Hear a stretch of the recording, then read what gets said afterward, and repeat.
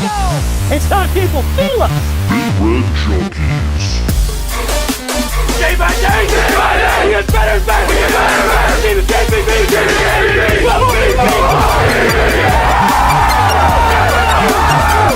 If we die, we die! Man, woman, and child in that! Put them in the aisle! Bring that trophy back to Lincoln!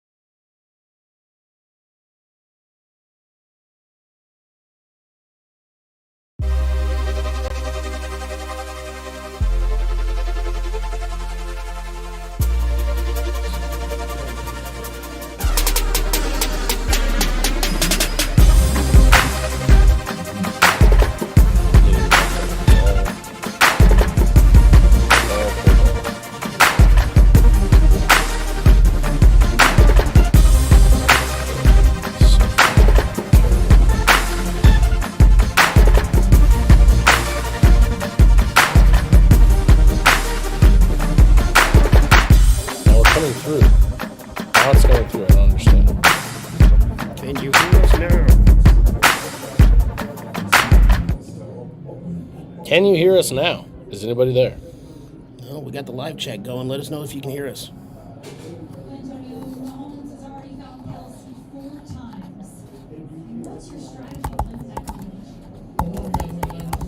Do you understand the words that are coming out of my mouth? You can hear our Coming now? Okay. All right, awesome. Sorry about that, guys. As we were trying to explain in the beginning there, as you can tell, we're not at Let It Fly. We actually ended up getting boned last second. We showed up to set up, and they were not ready for us. The right person didn't know what they were supposed to be doing. So the wrong person didn't know either. We were only talking to them for like a month, so why would they have it figured out? Yeah, they just pimped us for free advertising for 3 or 4 weeks. Basically, yeah. All that jazz, but that's not what we're here to talk about. We're here to talk about Nebraska is bowl eligible. We're here to talk about a big Black Friday game, Iowa. Fuck yeah. It's a night game for the first time. Yeah. Night game for the first time. It's going to be a little chilly. It's going to be chilly. Hands are going to be cold. It's going to be hurting.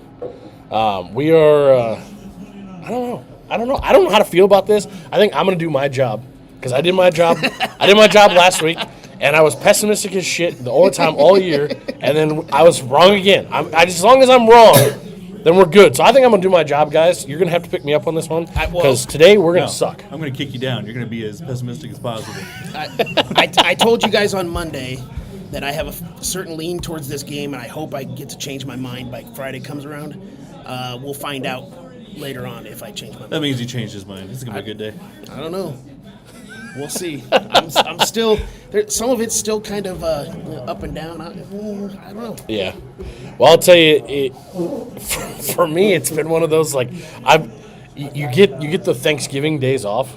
Yeah. So then there was also just no other coverage, and I'm just like, I've been trying to take in everything as much as I possibly can. Yesterday went radio silent, and obviously we're doing family stuff all day. Yeah. And I was just like, fuck, just get here game day. Let's go. Yeah. Last night I couldn't go to bed. By the way, before we get too far into this, we talked about how we're not at that other bar now. We need to say where we're at. Yeah, we got bailed out last second. Yes. Thank you to Dave and Jody Nelson. We're at the North Shore Tavern on 102nd and Maple. This is a place where my family comes up for every Husker game.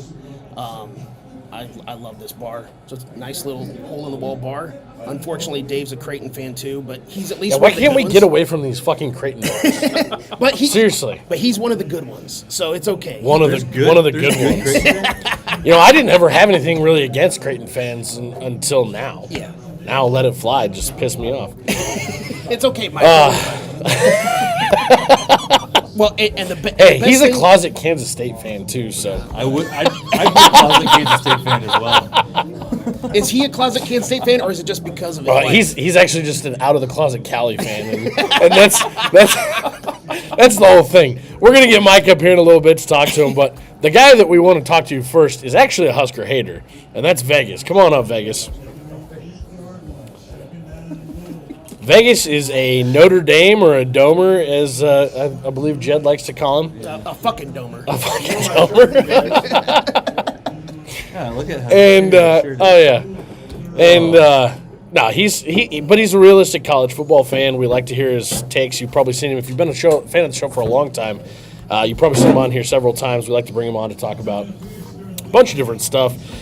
He's got interesting takes on Deion. Loves the guy, big Deion fan. But as far as that goes, Zoom out so we can see. yeah, no, we're here. Okay, sorry. What's up, Vegas? How you doing, fellas? Are you ready for the remainder of the good college football today? Yeah, it should be a good day. It started off pretty good. These morning games kind of turned into blowouts. Yeah, no did. shit. They did. I think Travis Hunter pretty much locked up the Heisman. Yeah. How did he do? I didn't actually get to watch it. 3 touchdowns, an interception. Yeah. Jesus Christ. Over 100 yards receiving. So Genty had to run for 500 today in order to stay in the running? I think he ran for like 236 today. Well, Jesus at halftime, Christ. I didn't even check. At halftime, he had like 106, but It was 230. 247? 247. 237. But I think he got the ball like 900 times. Good God. honestly, if I was a Heisman voter, I'd still vote for Genty because the 2,000 yards still means something to me. But I get it. I'm not going to be. I mean, Hunter deserves it too. So. How far off of the record, Barry Sanders' record, is he going to be? Barry Is he still a Sanders ways Far off? away. Barry Sanders was like 2,600. Over Jesus 2,600. Christ. 2640 something. Yeah, it's crazy. Yeah. Barry So- Sanders also didn't spend half his time tackling people during the game. Yeah. I'm not against Travis Hunter winning it, honestly. I'm not either. No, this is a year I think if you give the Heisman, it could be to 2 people, literally 2 people. Yeah. Well, Both deserving. and also as much as we hate Colorado and their childish little bitch of a coach, Hunter's actually a really good kid. Yeah. So Even if he did throw- I root for that guy. Even if he did throw a fit like a baby at the Nebraska game. Yeah, but you know what? Their whole team did. I can actually root for him. Yeah. No, I'm with you. 4.0 student. Yeah. Yeah. Well, and Good kid, you're right. he's the biggest thing I'm excited about with the Heisman race this year is it's not just quarterbacks. It's not quarterbacks from one of 5 schools. Yep. Or Lincoln Riley, wherever he happens to be. or an average quarterback that's throwing to 7 5-star wide receivers. That too. That just Behind, makes That too. behind 5-star offensive line. Exactly. Yeah. Has anybody gotten an update on the Wisconsin game this morning? No, Or they lost. Or did they lose? So they are not going to a bowl game. No bowl game for What was the Wisconsin. final on that one? Oh, it was guys. bad. At halftime, they had like 42 total yards. Jesus Christ! I honest to God, I think that's a team that's given up on that coaching staff. And I don't know if anybody likes Fickle. I'm shocked. I'm shocked because I thought Fickle was going to be the higher of the cycle last year. Speaking of childish little bitch coaches, he's kind of turned into one. God, he likes to complain, doesn't he? He's complaining a lot lately. Happens when you lose. Yeah. Especially when you take a program that was used to winning 9 or 10 games. I mean, right now he's Mike Riley. I was gonna say, it almost Without feels the a ice little cream. familiar. Well, a lot of people compared him to Bill Callahan as far as coming in, trying to fit a square peg into a round hole that Willie Callahan did. Yeah. A lot of people around here are calling Fickle Wisconsin's Bill Callahan. I don't know, man. There were so many people that were butthurt that we took Matt Rule and if Luke Fickle was going to leave Cincinnati, I can't believe he didn't come here. You know, but the thing is, like, you see that a lot when somebody is like the hot guy, and they just don't work out. It happens. It's a crapshoot. No matter how good of a coach somebody is, it's a crapshoot. Yeah. It's about location and how you're able to adapt to that. You know, you get a guy like Fickle who's literally never coached outside of the area of Ohio, Michigan, and Wisconsin. Like, he probably didn't want to leave that area anyway. So, So, as a Notre Dame fan, we were Cincinnati being in the college football playoff away from having him, they didn't make that playoff. Notre Dame was going to hire him. And his recommendation was Freeman. So I think we made out, but things happen for a reason. That's my take on it. I was going to say, I like what Freeman's doing at Notre Dame, personally. And no matter what Fickle is doing now, it doesn't mean that he wouldn't work out at Notre Dame or a place like that or whatever. It's just, again, it's just about fit too. It doesn't mean that given 10 years he wouldn't work out in Wisconsin, but they're having some serious growing pains right now. Well, and when you trying to change the program. I was going to say, when you try to do a complete identity shift on your offense, but then you fire the guy that you hired to do that a year and a half into it, that's tough. Yeah. That's because now you're in scramble mode, right? Now you're trying to go back. But we are here to preview Iowa. We are here to talk about that and get your bold prediction for the game. But before we get to that, I do want to ask you, what do you make of the Dan Holgorsen hire? Great hire. He's an impressive offensive mind. I've followed him all the way, since his days at West Virginia, where I think he had his greatest success. When he has time to prepare for someone, and granted, he got thrown into the mix here 3 weeks ago, but if he is still your offensive coordinator next year, he doesn't, get offered another position, which head coach, which I suspect he may. He's going to really have you guys prepared for some big games and down the road. He's great at that. I mean, I've seen him at West Virginia just absolutely annihilate teams in bowl games, and he's an impressive, offensive mind. That's the only challenge I think Nebraska has is keeping him. But I think throw the bag at him. Yeah. But he's also making $7 million a year for the next 4 years. He's making $4.5 million a year. Oh, I thought it was $7. It really doesn't matter what we throw at him. He's going to be making 4.5 no matter what. Yeah, so. And then does he want to lead a ship? Yeah. And that's a challenge. It's more about the power that we give him. That's why he wasn't at the beginning of the season. It's because he didn't want that responsibility. He didn't want to be that involved in a program.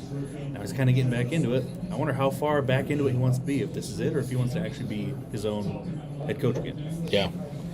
Yeah, and he's made the comment, too, that made it sound as if, or at least a little bit as if, he's not that interested in recruiting. No. So if he's not into this whole transfer portal, NIL deal, if he's not about that, I mean, I truly think that's basically why Chip Kelly decided to leave UCLA and go back to being an OC.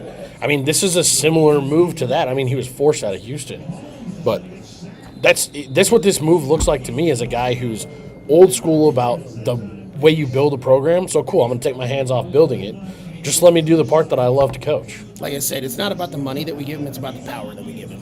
And I think Rule will give him whatever he needs as far in that aspect. Do you think that it's going to be necessary for Rule to say, cool, Satterfield, McGuire, any of these guys, Barthel, any of these guys that are on the offensive side of the ball that you want to replace, you have the power to replace. You think that's going to be necessary? Again, it's part of the power. Yeah.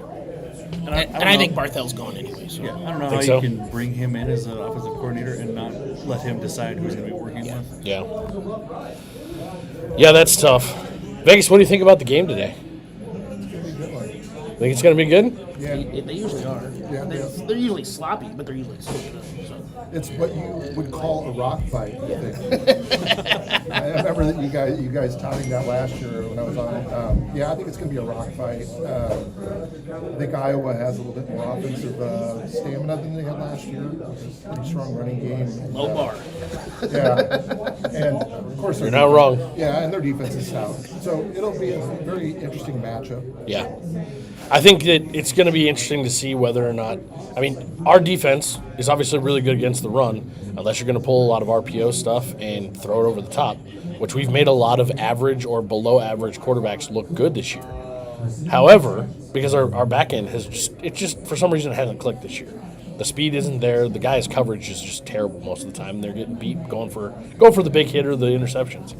But on the other side of it, when we've been able to go and load the box, we've shown it doesn't matter who you are. Look at what we did to Ohio State. We're not going to let you run the fucking ball if you're not going to beat us over the top. And that's going to be key here. Well, They have a fourth-string walk-on quarterback taking the ball with one of the lowest-graded groups of wide receivers we've seen all season long. Well, but again, they have one of the best running backs in the entire country. I get that. I'm saying you get a chance right now to put strength against strength and basically butt heads on that side of things. Because I don't see how their quarterback, unless he all of a sudden had a miraculous 1 week turnaround, I don't see how he's going to be able to do shit this week. Yeah, no, but they have serviceable tight ends, so that's going to help them. They're going to. I expect to have some running back screens, short passing game, to help them kind of get out of it. But it's the pressure you put on them. Yeah, that's going to be key, and if you can get to them. Yeah. Well, what's your pick for the game, Vegas? Unfortunately, I do have Iowa winning this game. It's a road game, not because I'm a Shocker. Homer or hater or whatever. Shocker. The Domer hater over here. But I think it's going to be like 14-10. You think it's gonna be that low? Like last year. Oh yeah, I really do.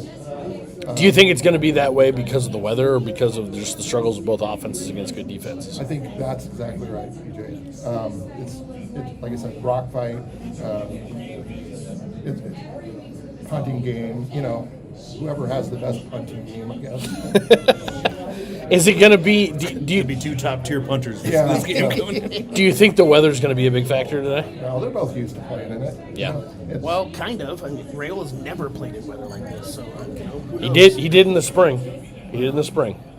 Okay, A fake game. But yeah. we'll see. No. I'm Yeah. saying No. I'm saying they practiced outside all spring long, I know. and they practiced outside all this week. Yeah. So, look, Vegas, we love you, man. We appreciate you stopping by. I appreciate the time. Thanks for coming out, dude. I hope you and Grant get to have some fun this afternoon. And Well, he's at his mom's till like 10. So there you go. Gotcha. And go Trojans. So, in other words, I hope we absolutely blow their little I kind of see that happening today. I think you guys are going to beat the shit out of them, personally. When he went on before the Army game, and his verbiage was, how do you approach this game? We have to play violent. I've never heard a coach say that before a game. Oh, that's free. I love that. So Dude, I know that there were questions about him last year, but I think he's fucking awesome. Personally, that's just me. I think he's fucking awesome. And I think I like him.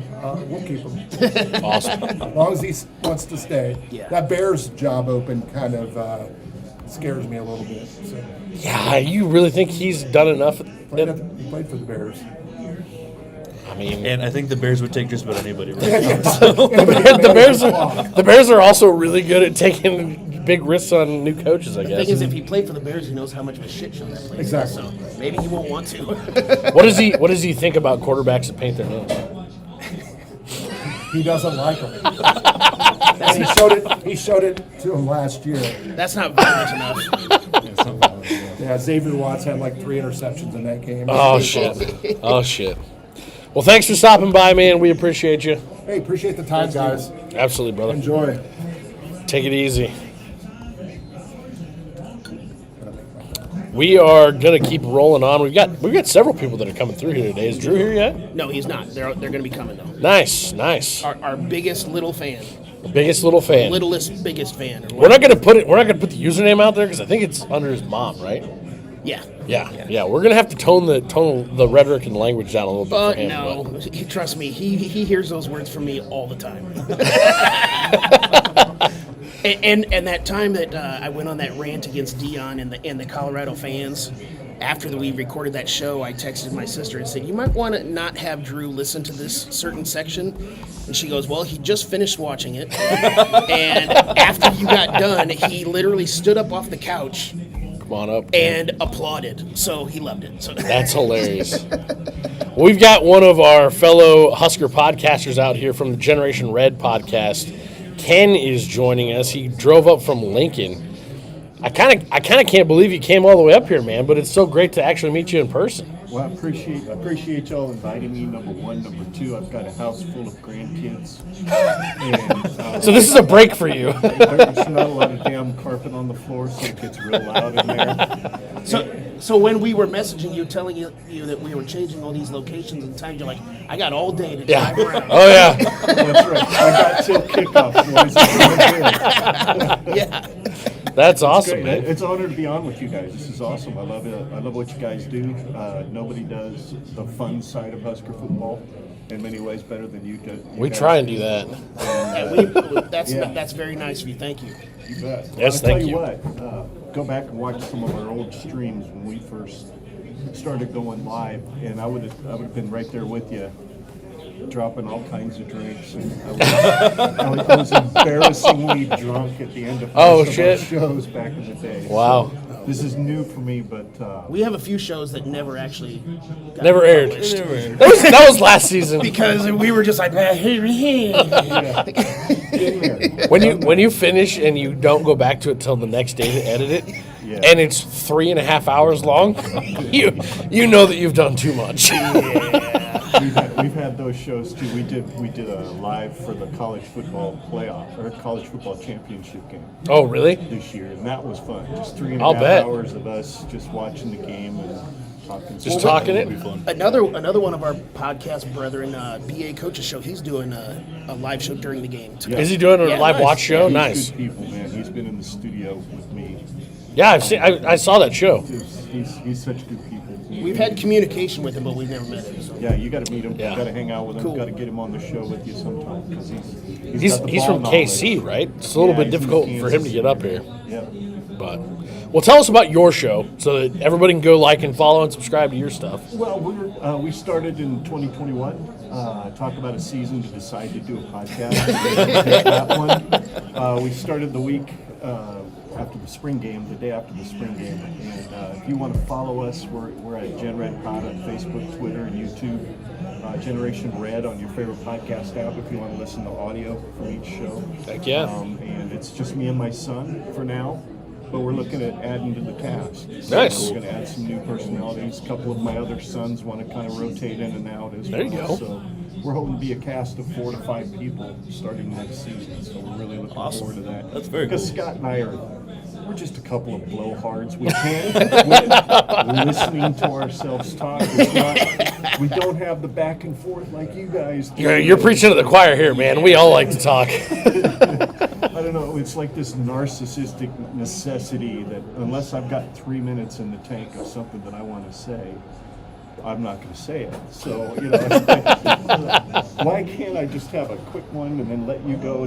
But we can't. We don't have the back and forth gene, I guess. I don't know. Sure. It happens. I'm also a you start former getting preacher, so that might There you go. some of it. So, So you're a former preacher. What do you do now? what do I do now? I'm actually a part-time employee at Hillcrest Country Club in Lincoln. Oh, nice. So I work I've seen the golf outside. simulator. Yeah, I do that too. But it's getting to the point now where nobody's golfing, so basically Really? the hours are gone. So I Yeah. do nothing but annoy my wife, so I'm basically retired. So There you go, man. It sounds More- like a full-time grandpa. it's pretty cool. Yeah. That's Oh, a no. pretty cool I've got job. 2 of them. I love it. It's Yeah, the it's best. the best job ever. That's awesome, man. Well, getting into the game, Yeah. what do you think about today? When you consider what Dana Holgerson changed in a matter of 2 weeks, I mean, you saw hints of what was coming against Wisconsin, against USC. You saw the ability to simplify things, and we talked about it on our last episode. Part of the thing that annoyed Scott and I watching this team play was, why do the receivers look like they're not trying that hard?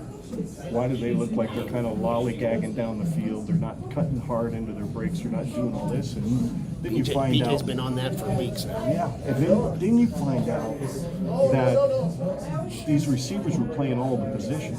They Yeah. had to know all the routes for every play in a ginormous NFL-sized playbook and play all the spots.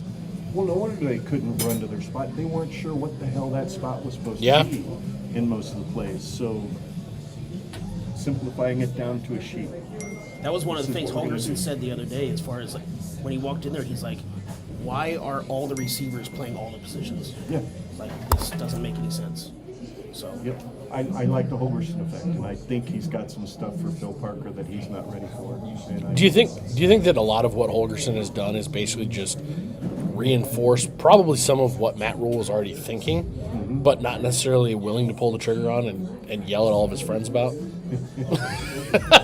I'm not trying to be that guy that's throwing that out there. No, you're dead right. I think what Matt Rule needed more than anything on his staff is he needed the guy that's going to be very matter of fact, who's not a buddy hire, if you will. Somebody that doesn't give a comes in shit about your objectively feelings. And go, hey, dude, number 4, you're a big dude. You suck at blocking. Get better. Why? You know, Why, Jamal? Why? and how can the 27 and a half or 13 and a half year old wide receivers coach, whatever his age is, how can he actually hold Jamal Banks to that standard when he's basically the same age? It's really hard to do. So that to me was we need to be a developmental program. I've heard this said many times, but I really believe more than anything, this program is big enough. The fishbowl is hard enough to live in to be a bunch of young coaches with less experience than what they need to run a Big Ten show. So I see big changes coming. The guys over on the Average Joe Sports Show podcast, it's a bunch of the Herd at Hail Varsity Radio guys, and then Gary Sharp joins them. I've been listening to their stuff. If you haven't checked them out, go check them out. But they were talking about this on Wednesday about, we should be and we can be a developmental program of players. We shouldn't be a developmental program of coaches. No, exactly. So it's fine to bring guys up in the GA role and things like that, but hiring a 21, 22, 23-year-old, like you just said, to come in as our wide receivers coach when we're bringing in 6th-year transfers that are 23 years old themselves. Like you exactly said. And he's a guy that, to Jamal Banks, I mean, he's probably 6 inches shorter than him. He's supposed to teach him technique on blocking. He doesn't even understand leverage at that size. That's the only thing he understands. He probably thinks low man wins, maybe. Yeah, it is what it is. Whatever the change has been, it's been refreshing. But how do you think that translates over to today? Do we see another giant leap forward, or are we gonna see it stall back a little bit? Because part of me thinks the Wisconsin game was a bit of a fugazi from the standpoint of today against Minnesota. They look like they'd already given up. They look like they've given up with that coaching staff. Had that happened prior to last week, and we're all getting fooled because they really weren't playing?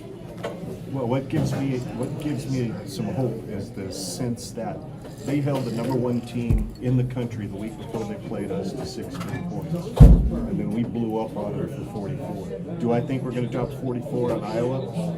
No. I think it'd be fun. But I think That'd be very fun. we could drop in the 30s. I think we could. That'd be nice. I predicted 31-17 on our show. So. See, I think we're gonna get held to a goose egg today. That's what's gonna happen. I'm sticking to it. I have to be the pessimist DJ has to be the most obnoxiously negative person today that he can be. because I'm always wrong. Then we're going to put up 70 on Iowa. You're It'd be just great. you are employing reverse psychology. I'm doing my job. I'm just doing my job. That's He's it. predicting a 0. What he's not telling you is there's going to be a 5 in the Whoa! If he Whoa! is right, if we don't score any points today, I'm going to key his car. Jesus, this is getting worse and worse by the second. This is what you get for being right, pal. Yeah. Stop being right so long. You're done. Yeah. Well, man, do you have a pick for the game? Yeah. You said 35-17? 31-17. 31-17? I picked on our show the other day. I like it, man. Yep. I like it. Any other questions for Ken? I'm good. All right, Awesome. boys. Thanks for coming on. We really appreciate you coming on, Thanks so man. much. You can keep hanging out so you can stay away from the home. I've got a fake beer to finish. All right, boys. Later, man. You bet. Later. Again, that was Ken from the Generation Red podcast. You can catch them over on YouTube, any of the streaming services, just like us. Man, he's Great gotta be- guys. He's got to be careful with that whole family having a podcast thing. It's a little tough sometimes. Oh yeah, you got to balance it out with somebody not from the fam. Yeah. That's what That's the way happens. it looks like it. By the way, the little man showed up. Little man showed up. Is he ready to get up here? Yeah, I'm sure he is. All right. Is the mule for him, Yes, sir. Yeah. or the little shot? I guess. Drew, this is for you. No, we're excited to have all these people out here. We've got 5, 6, maybe 7 more people ready to come up and give us their predictions on the game. We're going to get into some of the questions here shortly. How many do you have pulled up for the I game. got 8 questions. You got 8? You want to throw one out right now? I know they were already out on Twitter. Sure, why not? Let's just start with the very first question. Iowa, they got one of the best running backs in the entire country. Caleb Johnson rushing yards 139.5. He averages 135 on the season. At home, he's averaging 148 per game. He's been under 100 yards 3 times on the season. He had 49 against UCLA. Nebraska averages 110, allowing 110 per game. But the last 3 games, they've given up 145 per game. So the number is 139.5. 139.5 given up to him. Yep. Ooh. What did we give up to the Rutgers running back, and what did we give up to Ohio State? Ohio State was under 70, wasn't it? Or under 80? It was like 78. The Rutgers running back was like 85 in the first quarter, and And then nothing for the rest. Yeah. I think this that is one's going a bit of a fluke. I think this is going to be similar to that, though. We're going to get an idea of what their quarterback's going to be able to do in the first quarter, and it's going to allow our run game to adjust. So I don't have individual players, but Rutgers as a team rushed for 78 yards. Okay. Ohio State rushed for 64. Yeah. I'm worried that because of 2 things. One, they have their backup quarterback in today, and I think one more backup too. cold as fucking shit. They're going to try to run the ball a lot on us today, and I think they might have some success. So I'm actually going to take the over on this one. You're taking the over? Yeah. I'm also taking the over. I think they're going to rush for at least 300 yards. Oh my god! You can't be this ridiculous about it, or it's not going to work. They're going to have 800 yards rushing. You're We're going to have real 0. picks. You're going to have real picks that are just, Here's the reality of it, guys. In my opinion, this game is going to come down to, can he run for more yards than Dylan Raiola can pass? I think that's what this game's going to come down to for us.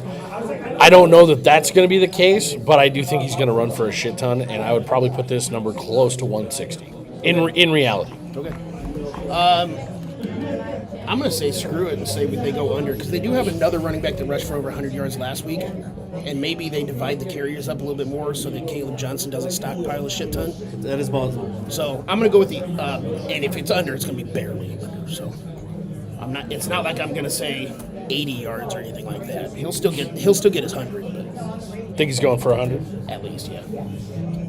Nice. All right, fair enough. Well, let's get Drew up here, Drew Bob. and we're going to grab some drinks real fast. We'll be back in about 30 seconds. Need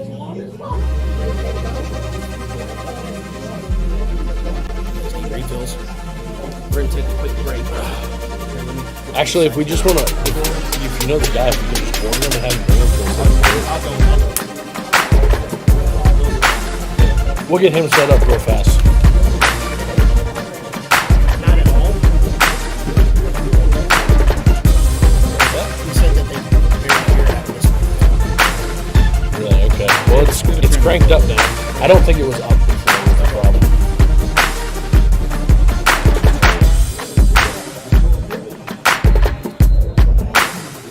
Can you leave it in your tiny head?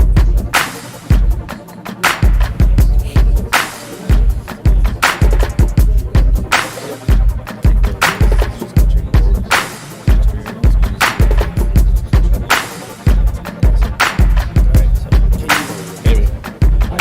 I can't check it right now. Hold on one sec. We'll get him on. Go tell that dude real fast. You need both the same. Yeah. There's some work there, Drew.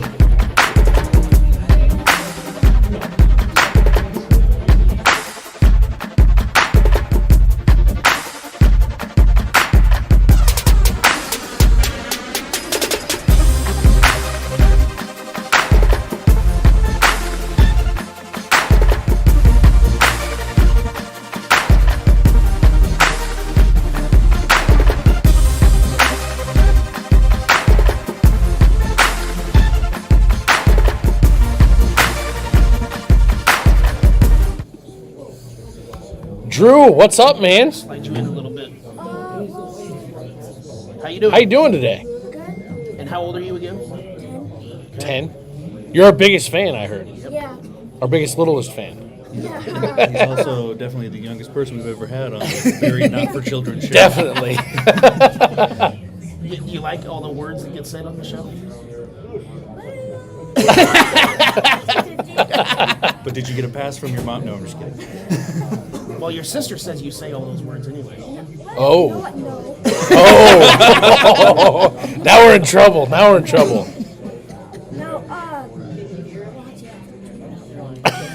that's actually not true. Okay. But you always bug me every single week, like, when's the next show coming out? When's the next show coming out? Yeah, because I want to know. And then I'll tell you it's coming out on Thursday. Well, what time? Yeah. It'll be out. Relax.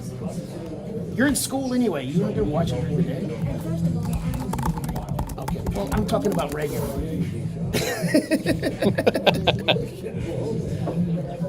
Yeah, Drew. Still not on here. Hold on, guys. We're trying to get this guest mic situation figured out. I can hear. Yeah, but they can't hear us. It's really hard to hear. Is this any better, Can we just guys? switch mics for it with him? Try switching that. Yeah, try and switch it over. Let's try this. Take that one off. One of these live show situations, you know. And we'll see if that does better for us. Can you hear him a little bit better there? What do you think? What do you think, Bud? Say something. Talk to us. Can we hear him now? Hopefully we can hear him now.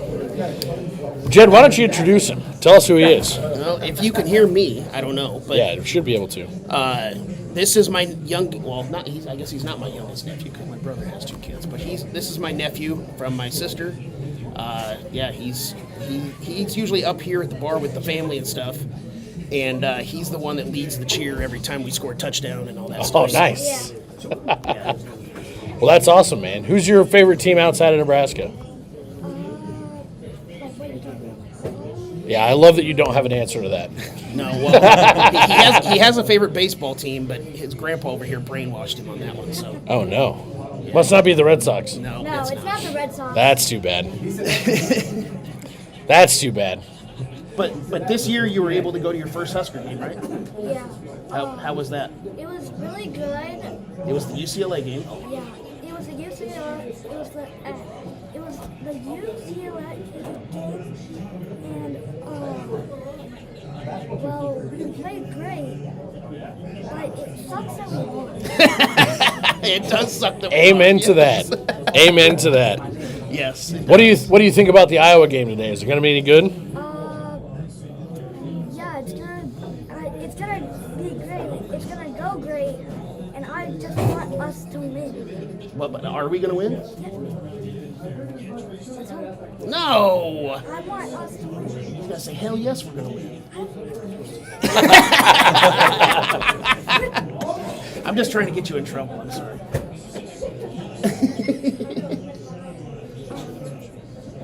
I just love messing with him. Oh, that's all good. Mainly because he can take it. So it's Oh, Yeah, yeah. I can. Oh, yeah.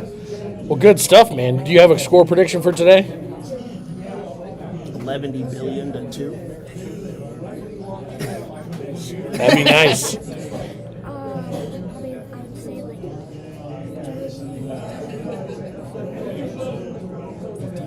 30-15? I like it. We'll take it. I like it, man. That'd be awesome. Well, it has been a pleasure having you on, Drew. Anything else you wanted to tell us about Husker Nation? well, go Big Red. Damn right. Hell yeah, buddy. Love it. Thanks for coming up, man. Thank you. Good to meet you, Drew. Nice to meet you too.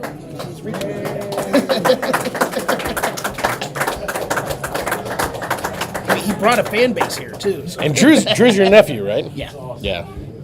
No, that's awesome, man. He So likes am to I jump working in. in this thing? I don't know. Are people hearing Jed? I can't tell what's going on. Because otherwise I won't switch it back. Because otherwise we got to hear the guests too. So Yeah. Again, guys, we apologize. This is our first live show. Obviously, we're doing it on location. You got all screwed up today. Don't know what's going on with the board, why you can't hear certain people. and we are here at the North Shore Tavern on 102nd and Maple. Yeah. Once again, thank you to Dave and Jody for bailing us out here. It's been a pleasure. And we got a bunch of people coming up here, guys. You can start to see them packing in around there on the Yeah, you can see through the on the mirror. the mirror back here. But yeah, once again, we're up here at the North Shore Tavern. And we're going to be here probably through the volleyball game, I would assume, maybe even hanging out and partying the whole way through with the for the game itself. So Yeah, why not? you can. I was asked to thump your mic, Jed. Is it thumping? Can we hear it? Hopefully, we're hearing everything. I'm not sure. On our end, it looks like it's coming through, so I don't know what you are or aren't hearing. I'm going to go ahead and blame Let It Fly. Yeah, fuck Let It Fly. It's their fault. Yeah. It's their fault. But the next people we're going to get up here are just about to jump in. Jed, why don't you go ahead and ask another question? Question number 2 is Emmett Johnson total yards. I put the number, basically the same number as we have for Caleb Johnson at 139.5 for total yards for Emmett Johnson. Emmett's averaging... You said for total, right? Total yards.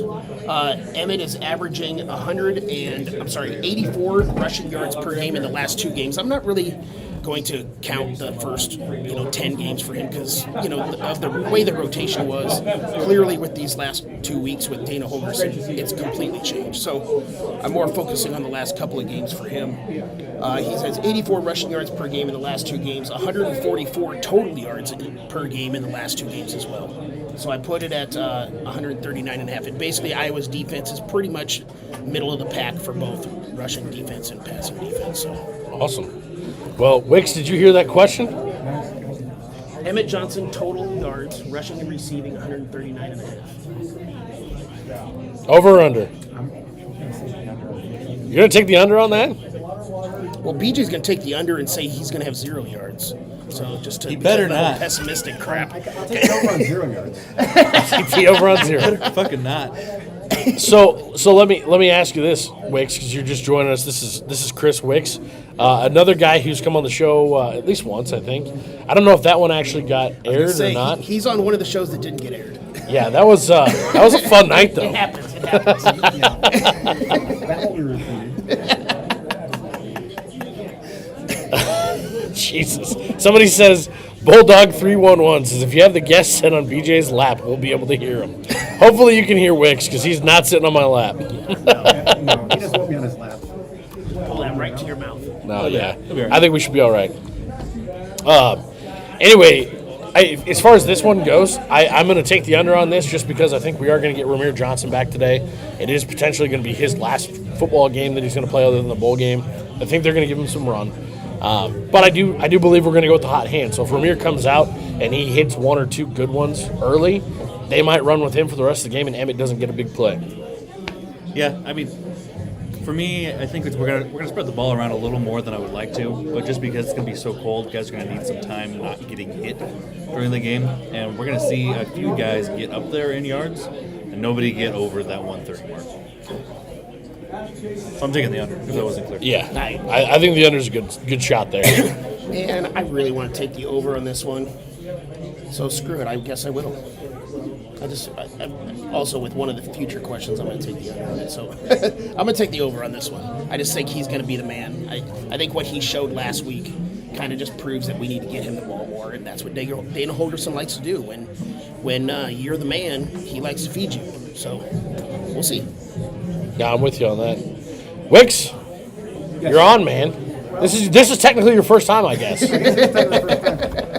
kind of agree that he's going to be targeted a lot more. I just don't feel like he's going to come over that threshold. I think he's going to do it. I think he's going to make some key plays. I think it's going to come down to a few key plays. And who's going to win this game, to be honest with you. I think he can make a key plays when he needs it, but I just don't think he's going to be able to That makes sense. Well, tell us about your fandom, man. You've been a Husker fan your whole life, right?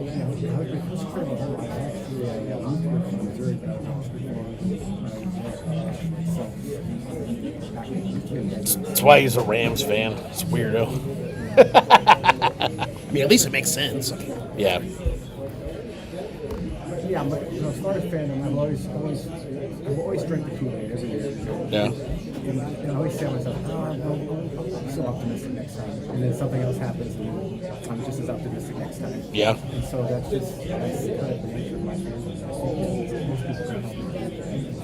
It's kind of like what happened. I told the story a couple of shows ago after the USC game.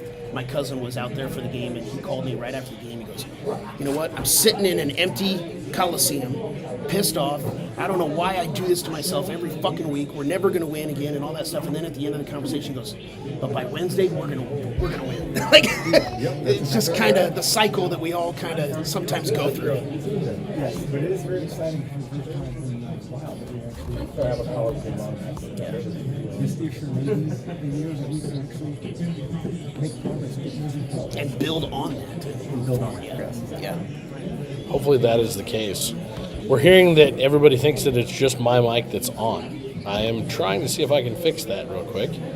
Hopefully my computer doesn't kick me out here because it seems to be limiting.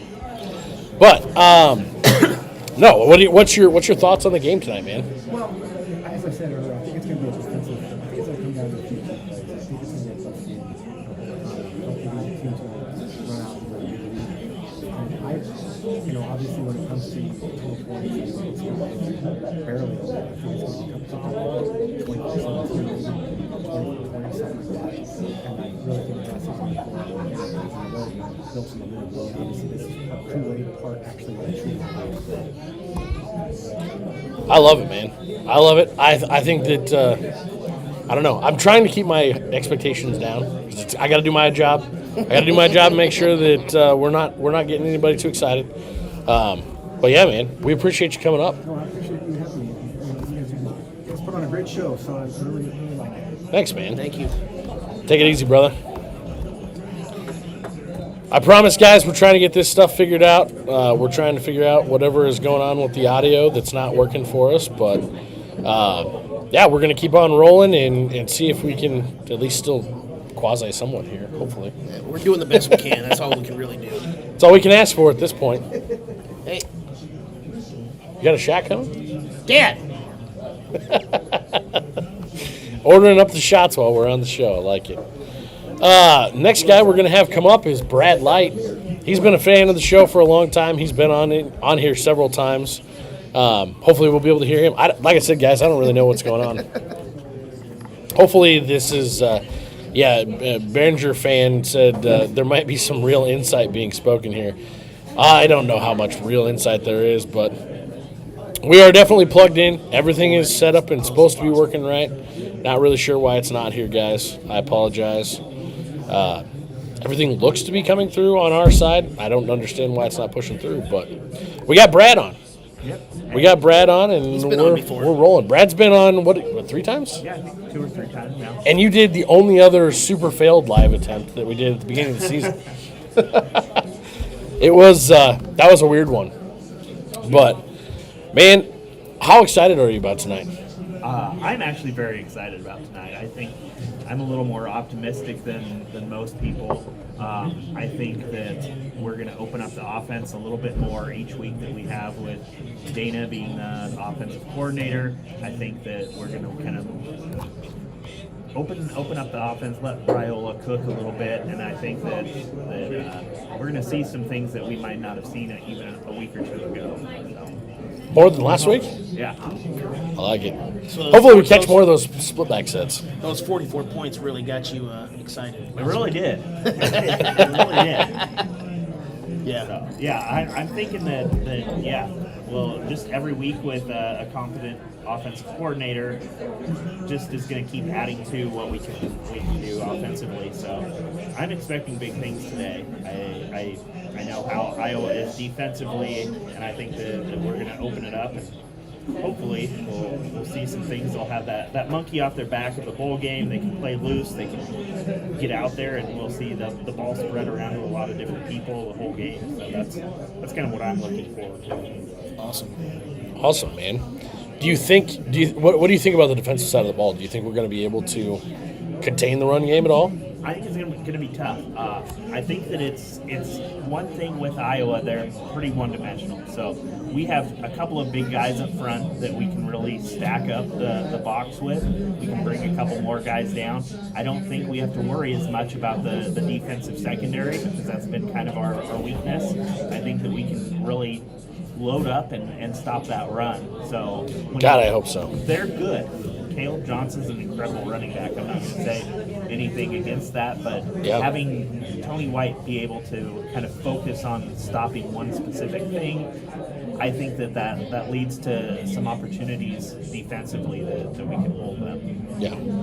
So with the way you were talking about how you think the offense is going to be opened up, I'm just going to go into our third question. Do it. Because I have a feeling I know where Brad's going to go with this. I do too. Ja'Cory Barney total yards. Exactly. That's exactly what I was expecting you to say. I got it at basically 100 yards, 99 and a half. He had 150 last week. He's only been over 100 twice this season. Again, I know the offense has completely changed over the last couple of weeks, but I got it at 99.5. Again, total yards. So this also includes return yards and everything else. Matt? He's definitely going over. Okay. I think every single week he shows that when you give him the ball, he's electric. And I think we just need to keep feeding it to him. So I am praying that they give him enough chances to go way over this one. Okay.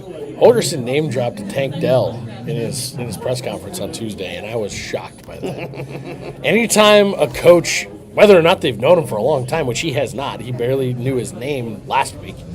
Whether or not he's known him for a long time, for him to drop a comparison to a current NFL player that's out there that he coached and put in the league, that's a pretty big deal. That being said, I'm going to take the under on this one and do my job.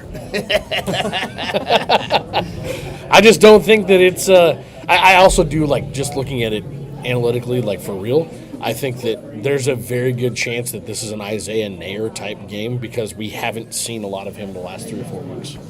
I'm going to go with the under only because I think with the experience that Phil Parker has as their defensive coordinator, I think he knows that Ja'Cory Barney, what kind of a weapon he is, and I think that's going to be one of the key factors that he's going to be keying in on. So I'm only taking the under for that reason. Film-wise, for the season, that's about the only thing for the whole season that is going to be a consistent from the first 9 games. So, yeah, no, I'm with you on that, man. Any other bold predictions for the game? Yeah, I going back to Ja'Cory Barney, I think that especially this week, Dana Holgerson, comparing him to Tank Dell, a guy that's in the NFL, a smaller guy, but he's all over the place for the Texans. He was all over the place for Houston. I think he's going to be he's kind of locked in on a guy that he knows if he can get him in space, he can move him around different places on those jet sweeps, those kind of different actions. I think that he's going to be a focal point because that's, like you said, Dana doesn't know a ton of the guys, but he knows this guy can make big plays. And I think they're going to be looking for a lot of big plays to be had. So, yeah, I think Corey's going to go way over that prediction. I think last week was a coming out party for him, and I think he's going to keep building on that as a young kid. I dig it, man. I dig it. Well, Brad, we appreciate it, brother. As always, thank you for coming on, man. Sounds good. Hopefully you're going to hang out. We're going to have some drinks here during the volleyball game for sure. All right, guys. Again, sorry about the audio. We're doing everything we possibly can. I've done everything without short of stopping the show and restarting everything. Which, if we do that, I think we lose our live stream. But we're gonna keep on rolling. We got some other guys up here that are gonna come out and drop some knowledge. But Jed, why don't we run on to the next question here real quick? All right, Dylan Raiola, completion percentage. I put it at 66.4. Iowa allows 62%. They held Maryland, who is the best passing offense in the conference, to 54% last week. Dylan on the season I basically put it at Dylan's average for the season, 66.4. In the middle of the season between Rutgers and UCLA, Dylan's completion percentage was 58.4.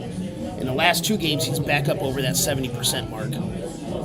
But I think with the weather and everything else, I think I had to lower it below the 70%. So, I just put it at his season average at 66.4. The big thing for me on this completion percentage thing is we started to see his confidence and his ability to get a ball into a window last week. But did you guys notice another thing that seemed to be pretty obvious in person, at least? Not as obvious on the tape as I rewatched it back, but I noticed it watching it in the stadium, especially watching from the behind because we were in the north end zone. It seemed to me like he was slinging the ball a little bit faster, a little bit more. Does that make sense? Yeah. Like, it seemed like he was really, really pushing the ball into spaces instead of that lofty crap that he was doing. And I also feel like maybe some of that lofty crap he was doing was because he knows that guys like, and I'm not trying to call him out and be a jerk, but Nair doesn't catch hard balls. Nair doesn't catch a hard ball. He doesn't snag a ball out of the air that's moving. I don't know. He That catches Illinois lofty game balls. would disagree with you, but I get Maybe on the Illinois I get game. your point. Maybe on the Illinois game, but he dropped 2 balls last week that Dylan kind of zipped in there, and they were short, quick throws, and he just dropped them because he couldn't hold on to them. So I don't know if maybe that was some of it. And Holgerson's like, dude, you got to put the ball in there. You got to make a delivery instead of trying to put a care package on his front step. I mean, we've been talking about it all year. We want him to finally step into a throw and let that big arm rip. And I think we saw some of that this past week. And he was throwing balls slightly above guys' heads instead of at their feet when they were downfield. That was a big difference last week. I thought it was awesome. Well, and it made it look to me, like I said before on the recap show, we were talking about how you see the ball go through the hoop, get a couple easy short ones real fast to get it going. But I think on the backside of that, his confidence grew as he started putting the ball in the right place again. I think that's going to be incredibly important in this game, is getting his confidence up and rolling again. Nice Get him short those throws. 4 or 5 short passes where he completes them right away. And that's going to go exactly to where my pick is on this one, is if Holgerson does that for him and he gets him started like that, not only is that going to increase his chances of being above that 64, 66.4, but then he's going to have a better game throughout the day for him. So my pick completely hinges on whether or not they do that, and I believe they will. So I'm going over on this one. Yeah, I'm going to do my job and take the under. But I think we've got a surprise guest we're going to jump in on because Dave is the proprietor here in the spot. So we'll go ahead and have Dave make a pick on the game here. The owner of the North Shore bails us out. Thank you very much. Even though you're a dickhead Creighton fan. Just like you. No, I'm a dickhead. I'm just not a Creighton fan. But seriously, thank you very much for this. We really appreciate it, man. Saved our asses. Well, on my Facebook post today, I put Nebraska 24, Iowa 20. Okay. That's my, I think something's going on with Iowa's defense today that people don't know. So What's that? I got a few times under my ass. Fair enough. Is that your bold prediction for this game? Yes. Okay. The defense is going to be effed. Got it. Plus, I got 4 in the pool. Oh, there you go. There you go. Well, thanks for joining us here today. We appreciate you thinking of the North Shore. Absolutely, man. Okay, have fun. Thanks, buddy. Thank you. As far as real quickly, as far as the completion percentage, I'm going to go with the over because I think he's going to get rolling a little bit too. So. I like it, man. I like it. But yes, Mike.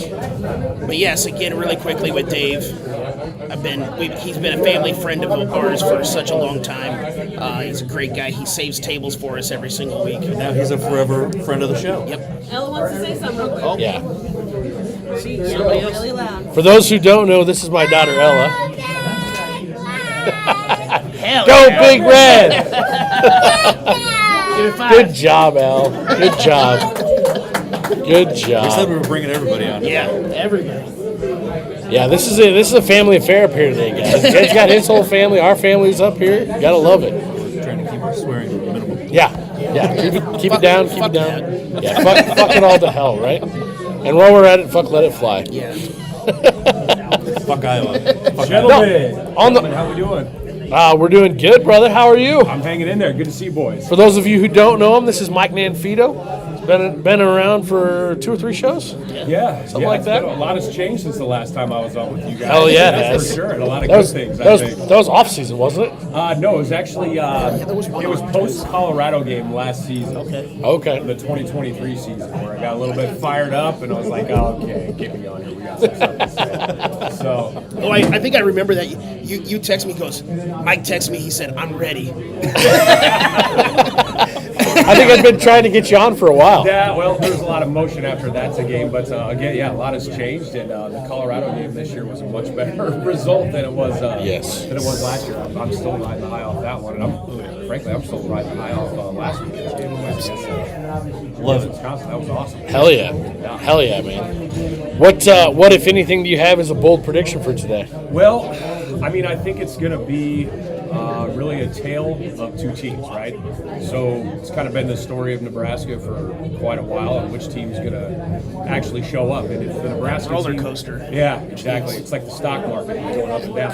But if if the Nebraska team from last weekend's game against Wisconsin shows up today, then frankly, I think we could have beat any team in the country last week. So if that team shows up, then I think it could be a very, very compelling case for Nebraska to put some numbers up today. And really, going back to the offensive coordinator situation with Dana, right? I mean, if for some reason, if somehow we put up a 40 or a 50 burger today, and we end up winning by 20 plus points, the defense shows up, pay that man, University of Nebraska, listen to this, write that guy a check. I don't care if he's a $2 million offensive coordinator, you get that man to stay, because there's going to be a lot of phone calls. That guy's getting here in a month. Man, Satterfield's making 1.6 as a tight ends coach right now. 1.3, my bad. Well, hopefully there was a pay deduction involved. Move there a little bit, but his contract expires. He sold his house. Whatever, he's gone. But yeah, pay the man. Pay the man. I know Oklahoma's going to be giving him phone calls. That call's coming. And if we can get that offense to produce the way we did last week, pay the man. Yeah. Do you think we see it carry over against a little bit better defense or not? Well, I think statistically, and I'm not Jed. I know you're a numbers guy here, but I believe that Wisconsin's net defense is better than Iowa's. So if we can have that same production against their defense again today, I think it's going to be a really great day. And I think it's really going to come down also on our defense shutting down the run game as well too. Iowa's running back that they got for was it Caleb Johnson? I think it's his name. The guy's a stud. It is what it is. So if we can shut him down, then I think we'll have a great day. Because correct me if I'm wrong here, but I think I was on their fourth string quarterback. Well, at the start of the season, he was the fifth string guy. But and he's a walk-on transfer from Colorado State. Yeah. He was originally a linebacker when he went to Colorado State. Yeah. Defense, have a day. Have a day on these guys and shut down the run, and I think the quarterback play there is going to be different from them. But going back to last week with this offense, a star is born, in my opinion. Emmett Johnson, where did that come from? He looks like a real running back. Holy smokes, that guy was a stud. Get him the ball more, have him produce the same way he did last week. And going with Dede, for those of you that don't know Dede, when I say that, it's Dowdell, right? So that guy's a stud too, man. He has not had a lot of college experience. I think when he was coming from Oregon and when he transferred, the guy played 8 snaps. Something like that, yeah. So he's still a baby too, and he had 3 touchdown week last week as well too. So he's a great shove it up the middle. We could have had touchdowns on those holes that he was in. Well, yeah. Maybe not me. My knees. No. If I can, you can, Jed. Well, and I think that's another brilliant thing that Dave's kind of been bringing to the table. I remember vividly that play that Dede had where it was his first or second touchdown right up the gut from first and goal from when we were in the red zone. The absolute holes in the blocking was sealed. Everybody pushed left, and the offensive line did their job. But I think the highlight of that play was I want to say it was Nair, I think, or maybe it was Banks that absolutely pulled out of motion and sealed the block on the. It was Banks. Yep. Yeah, and and it was after Lindenmeyer and Borkacher dove down. They took the end, and he just. It was beautiful. It was amazing. It was like how you teach it to be done. Well, I think that's that new philosophy they have under Dana's too. Don't block, no rock, or no block, no rock kind of thing. Man, he sealed that edge up really, really good. Don't do your job, get the fuck out. Yeah, exactly. So special things are kind of happening out of last week as well too. And I think that the offense, the way that they produced, we can do that again, man. It's gonna be a day. Yeah, it's gonna be a day. No, I'm with you on that, man. You got a question pulled up here? Yeah, let's do it. Question number 5 is who will have more tackles for loss? Nebraska or Iowa? Iowa allows 4.8 per game. They average 4.5 per game. We average basically 6 per game, and we've only had 4.6 in the last 5 games per game. So basically, Iowa, Nebraska, who have more tackles for loss. And obviously, you can take the push if you're a pussy. Nobody's a pussy. It's going to be Nebraska. It's going to be Nebraska. Yeah, we don't have any buttons. Yeah. It's going to be Nebraska in a big way, and I think the biggest thing. The biggest thing is their backup quarterback. He's going to hold on to the ball too long today. We're going to sack him a few times, And I think our defense is going to, especially those seniors who are playing their second to last game here, I think they're just going to keep fucking shit up. So I'm taking Nebraska in a big way. Love it, man. BJ? I'm going to defer to Mike on this one first. Oh boy, there we go. Okay, give me Nebraska, baby. Give me Nebraska. The defense shows up today in a big way. I think our defensive line is going to match up well. And man, let them cook, guys. Those seniors on that defensive line, they're doing their jobs. They're showing up and showing out. So give me Nebraska on that. I actually am going to take Nebraska on this one. This is the one that I'm not going to do my job. But here's my reason why on that.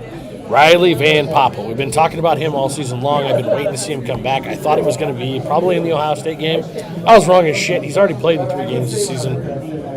I think they specifically saved him for this one because they knew, hey, this might be our last shot at a bowl game, but B, this is going to be the best offensive line unit that we're probably going to face to this last one's after Ohio State. I'm excited to see what he's going to do coming in, even if he only gets 10, 15, 20 snaps at most. It's going to be enough to keep Ty and Nash, specifically Nash, from getting gassed. Nash getting gassed on double and triple teams 3/4 of the season this year has been the main reason he's been ineffective in the 4th quarter. That's why I think we're going to see a little bit more pressure around the edge because those guys in the middle are going to stay fresh. So I'm going to take Nebraska as well, but not for the same reason you did, Matt, as far as you talked about the walk-on quarterback, everything else, which you're not wrong on, but he started last week and he only had 14 passes. So they're not going to sit back there and try to throw the ball anyway. They're going to try to run the ball. And I think we're going to load up on the run and be able to maybe not shut down Caleb Johnson, but get enough tackles for loss a couple of times and just get more than what I want. I think Nash and Ty are going to eat on that guy today for sure. They're going to Do you think there's a risk of boom and bust for Iowa running game this week? Absolutely. Yes. Where we could either be in the backfield with them or they'll get 20 or 30 yards? And I think you could say the same thing about our defense, boom and bust stopping the run. Maybe somebody leaks out and shit happens, and Nobody likes leaky shit. Nope. Nobody likes leaky shit. Nobody likes the leaky shit. Well, I think we're out of guests now. If we want to go ahead. Well, we got. I think this guy might be one of the other podcast guys. I think it might be. We were waiting on one more to get up here. Maybe take a quick here. break and then. Yeah, we're gonna get this figured out. We'll be right back. But they've been absolutely hammered.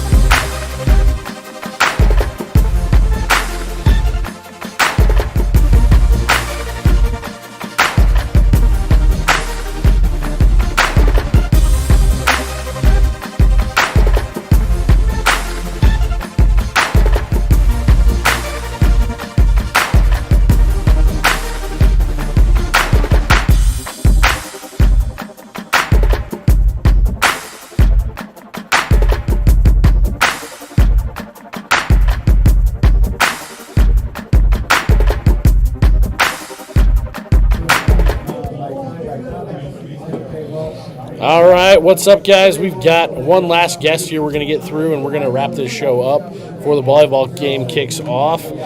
We got Brian from the Husker Army podcast over here. Dude, tell us about yourself.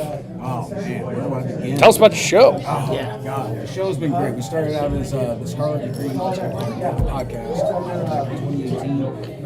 Then we kind of rolled into finding out that Matthew Malone over at Husker Army Facebook fan page asked if I might check our name so we could post on their page. Nice. And it worked out great. And having Kenny Cheatham with us and Matt Sass, the stuff Matt knows about recruiting is ridiculous. Yeah. He has his eyes and ears on the pulse of that. So some of the things he finds out, I'm blown away by. And then the addition. He's got the sources. Oh my God. And he follows all those recruiting sites, everything.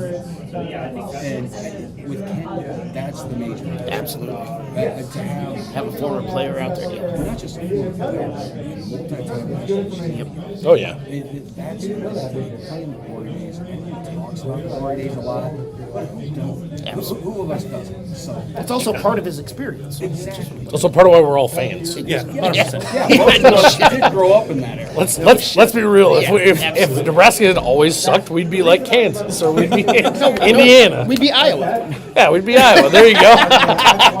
or Colorado. Fuck those guys. Yeah. Hey man, and I gotta bring that up. The way you guys got under Colorado's skin during That was him. week, It's all him. It was fun. The big thing is that wasn't even that week. That was the preseason show. Yeah. When we were talking about it, and it was just a comment that I just said. It wasn't on purpose. I said it on purpose. No, but it was completely truthful. Yeah, no. Yeah, you didn't say a word, but it was a lie. I said it on purpose, but I didn't say it to get under anybody's skin. I just didn't realize Colorado fans were so soft. I didn't know that they existed, first and foremost. Very soft. I didn't know that they were so soft. So whatever. That was a crazy fucking week. It was probably one of the greatest weeks I've experienced as a Husker fan in recent times. It really is. And I thought I hated Colorado. To top it off with the win. And the way they got the win. Yeah. That was even better. It was put to bed by halftime. Absolutely. Granted, yes, we wanted points in the second half, but who cares? 28-10. Dominated. Get over it. Plus, they thought they were going to make the playoffs at 7-2 and keep running the tip. No. I know they had a good game against Okie State today. Yeah, but Okie State's trash. Thank you. Yeah, And they're Kansas bad. got them last week, so who cares? Yeah. It was a great weekend as a Husker fan last week. It was. All around. If the girls' basketball could have pulled it off, it would have been a clean sweep. Would have been a clean and sweep. Iowa losing. Yeah. Iowa losing would have just put that cherry right. It would have been perfect. Yeah. Speaking of Iowa, what do you think about today's game? Oh boy! Look, Kinnick at night is always tough. Yes. I don't care who you are. I don't care what you're ranked. I don't care what your record. Go ask Ohio State. Go ask Michigan. Go ask Penn State. Penn State with Saquon Barkley. Yeah. It's always a tough place to play. Now it's just like Colorado, though. I'm never going to give that program, that state, anybody credit there whatsoever. So I don't care about that. We've done this before. We have won in Kinnick before. 2 years ago. Exactly. And with probably one of the, not the worst Husker team we've had in recent memory. It was one of the worst, for sure. And we took care of that very handily. And I'm looking for the Black Shirts to really step it up tonight. I thought they had a great showing against Wisconsin. They were a little soft in coverage, I thought. But other than that, they shut them down completely. Now, Caleb Johnson. Beast. Let's not beat around the bush. He could easily get over 100 yards. Yeah. Easily. That doesn't mean that Iowa's going to win. Well, shit, we almost gave up. We gave up, what, 405 or 400? What was the total yards? Yeah, just over 400 last week. Yeah. We made a very subpar quarterback look good last week. We have a record of doing that. Yeah, we do. Specifically this year. So I think some of that's going to get addressed in the offseason. But I think you're right. It's going to be strength on strength today. And to see what Holderson was able to do just these last couple of weeks, the way he's really last year against Wisconsin, settling down Raiola, giving him the easy reads, quick progressions, and then you saw what Emmett could finally do. And dancing. When we had him on the show back in the spring, this man was hungry. Yeah. But I'm going to tell you right now, he's one of the most humble and gracious young men you're ever going to meet and talk to. That's awesome. So, you brought up Dana, and one thing that we haven't talked about with what Dana said last week in the press conference, he said it was one of the most fun he's ever had on a Saturday in a long time. That makes me wonder what he's doing on Saturday. Yeah. Well, he has been studying defense for the last six or 8 weeks. I understand scoring 44 points is going to make you have a lot of fun. Oh, yeah. But it's just still. The excitement he showed after Harvard's touchdown, that was great. Oh, yeah. Watching that Chasing 3 episode, by the way, if you guys didn't tear up at the end, I don't know. It was about time we got one of those. No, they don't do them after losses. No, I know. Like I said, it's been about time. So you said about tearing up. I literally, every single episode, have cried at least once on every single episode. Good. That is a diehard Husker fan right there. And I salute you, Absolutely. sir. What do you have any bold prediction for today?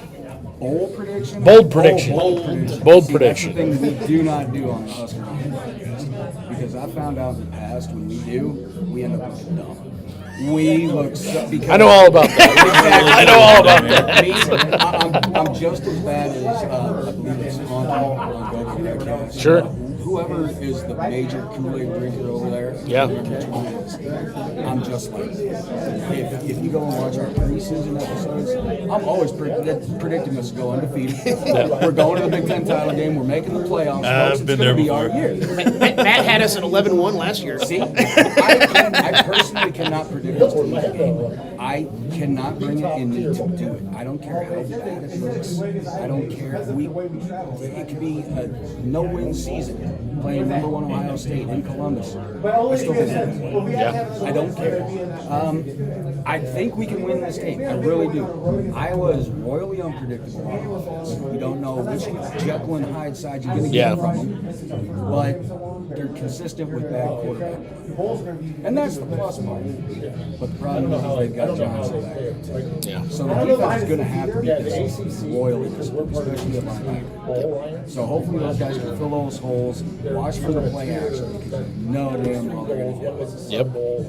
And as long as we can shut down that run game and turn one-dimensional, it's over. Because they cannot be a No, they've had 4 games. I think they said since what's his name went out, McCarthy or McCarron? McNamara. One of those names. All the ends. And they've only got over 100 yards passing in one of those 4, and that was their one loss.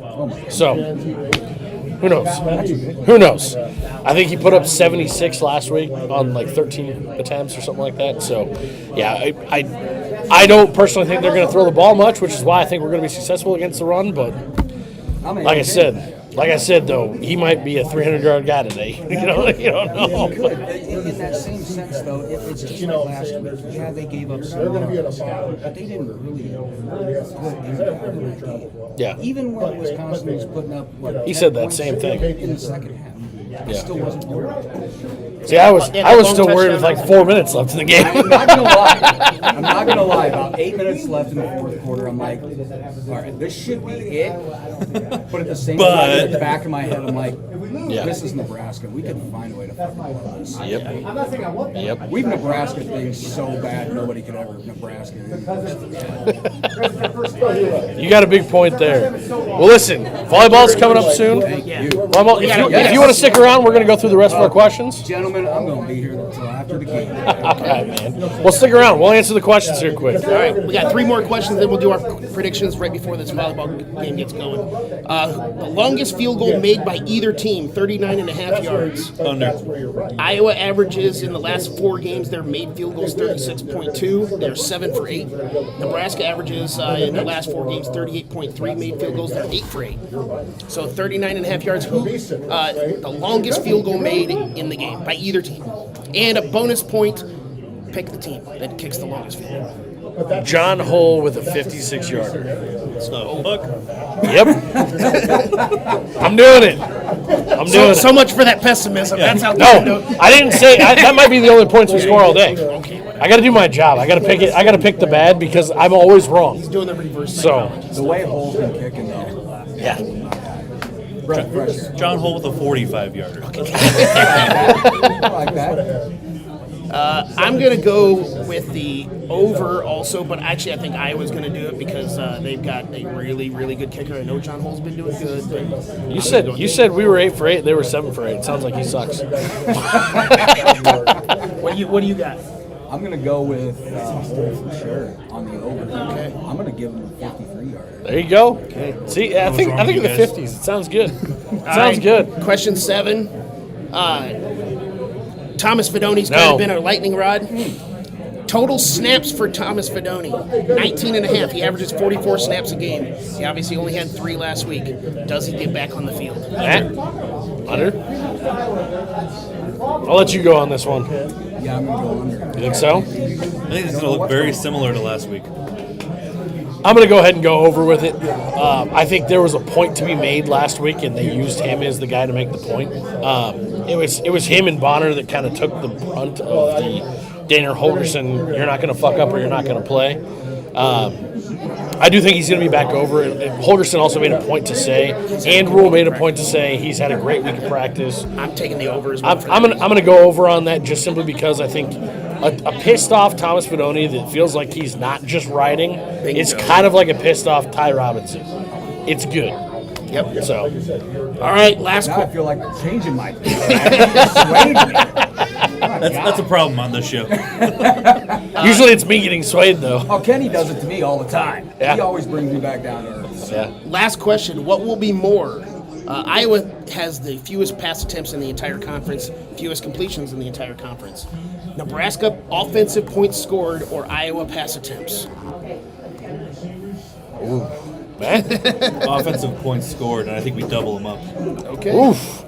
Matt's we only need 30 points to double that number up. Yeah, but if we're up big, then they're going to have to throw the ball. Who knows? Yeah, but they won't. It's Iowa. Okay. What do you think? You're not wrong. Okay. BJ? What are you taking? I want to hear what you say first. Fuck this. I'm taking Nebraska. I'm taking the pass attempts. Okay. I'm taking Iowa in the pass attempts because I do think that they're going to have to at least try to throw the ball, even if they're not successful. They're going to have to try to throw the ball against us more than what they have been because if we're able to load the box with the guys that we have, he's going to run for less than 50 yards. If it's Iowa, we win this game by a lot. How many I agree with you. 14. That was all they had as far as attempts. Yep. But you got to think they scored that one touchdown on a 68-yard or something like that. So not just they ran like 18 total plays in the second half. The last 3 games they've had 10, 15, and 14 attempts. It's wild. So, yeah. All right, let's wrap this up. Look, this game is kicking off in Kinnick Stadium in Iowa City at 6:30. Kinnick at night. This is an NBC primetime game. Nebraska is getting points, 3 points right now. It opened at 5. It's come down to 3. It's an even field goal right now. But all the FPI percentages out there have us at less than a 30% chance to win. ESPN has us 26.2. I think that's crazy. Like 4? I think it was like 4. About 4%. Something like that. The weather is going to be a factor in this. Like 19 degrees? Yeah, I think at game kickoff it's going to basically be 20 degrees. By the second half, we're going to be looking at, teens. And that's real temp. It's going to feel like 10 degrees out there. The positive side of that is the wind is going to continue to go down, and the best gust that they're talking about is 16 miles an hour. Oh, cool. So it shouldn't be windy, but it's going to be cold and shitty. No precipitation. Guys, the over-under on this game is what I think is so interesting because it's set at basically 40 points. It's 40 and a half. It opened at 39 and a half, so it's bumped up 1. To me, that seems like an easy over after we watched the offense and the way that it operated last week against what we think is a good Wisconsin defense. And what Iowa's been putting up the last few games. And Iowa's been putting up 40-plus a lot this year. I think the over is the easy take on this, and I am going to take Nebraska with the points. I think Nebraska maybe pulls this one out last second on a field goal and gets another boogeyman off their back with an ability to beat Iowa, but also beat them in a one-score game. Matt, go ahead. I'm unfortunately taking Iowa in this game. It's at Iowa, it's at night, and they're 2 even teams. So the same reason I took Nebraska last week, I'm taking Iowa this week. We know you're taking Nebraska. Oh, You already said you can't pick. I will him, never, so. ever pick us to lose. I get it. I love that. On our preview show earlier this week, I said I'm leaning one way, and I hope that I change my mind by the time Friday comes around. And one of the benefits of when we record our shows on Wednesday nights typically is I can be unbiased, at that time. But on game day, it's tough. But like you, when I wake up on game day, I don't give a fuck who we're playing. Especially after we're gonna 10 win shots every a game. goddamn game when it comes to game day. So, if we recorded this on Wednesday, I probably would have picked Iowa. But it's game day, and Nebraska's gonna win this bitch. I love it. Awesome. Thanks for hanging in there with us, guys. For anybody that stayed the whole way, sorry about the audio problems. And once again, thank you to the North Shore, Dave and Jody. Thank you. Come up here, have a few drinks. Massive thank you to the North Shore. Yeah, thanks for all the guests, all you guys that came out. It was great to meet a couple of you guys. Yes. We feel like we know you from Twitterverse, but never really actually met you in person. So this was super cool, guys. So I told my wife, I was like, I gotta go up, I gotta meet you guys. And a massive fuck you again to Let It Fly. Yeah, massive fuck you to Let It Fly. And an even bigger massive, go Big Red. We'll catch you guys later. And this may be the most unbelievable night in Cornhusker football history. Hey, good to meet you, man. No shit. I think we are, yeah. My family comes up here.